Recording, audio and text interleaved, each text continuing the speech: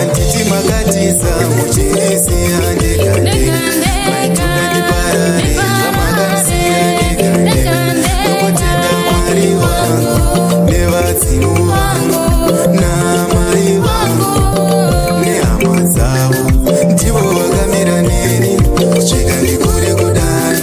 Hama hadzina mhosva nekuti dzaisandisiva asi makaoma baba mukanditakudza mutoro. Ndaida kufarawo nemi nekuriritirwa nemi makandiregerera ndikakura ndiri nherera.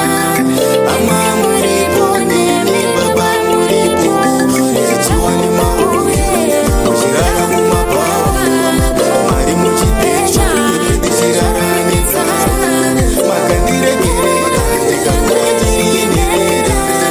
Hama muripo nemi baba muripo tichiwane mauye muchirara kumabhawa mari muchipecha ndichirara nenzara.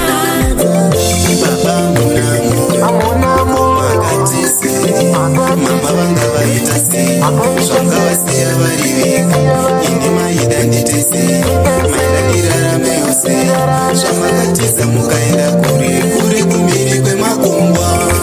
Takazongonzwa mbiri ikoko kumhiri kwemakungwa muchibatwa nevakadzi vevanhu nekumitisa vana vevanhu muchiramba vana venyu nekutiza mhosva dzenyu zvisinei yakakwana nguva mabasa emujono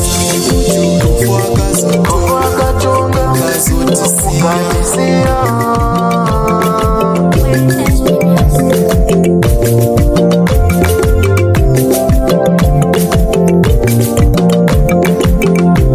Handiti makatiza muchinesiya ndekande maitunda ndiparare zvamakasiya ndekande kwakotenda mwari wangu nevadzimu vangu namai vangu nehama dzavo ndivo vakamira neni kusvika ndikure kudai.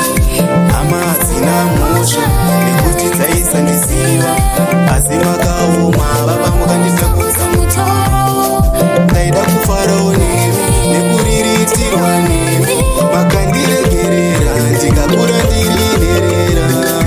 Hama muripo nemi baba muripo muchichiwane mauye muchirara kumabhawa mari muchipecho ndichirara nenzara makandiregerera ndikakura ndiri nherera.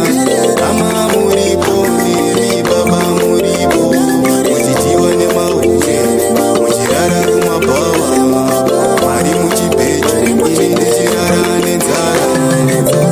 Baba munamo makatise mama vanga vaita sei zvanga vasiya vari vega ini maida nditese maida ndiraramewo sei zvamakatiza mukaenda kure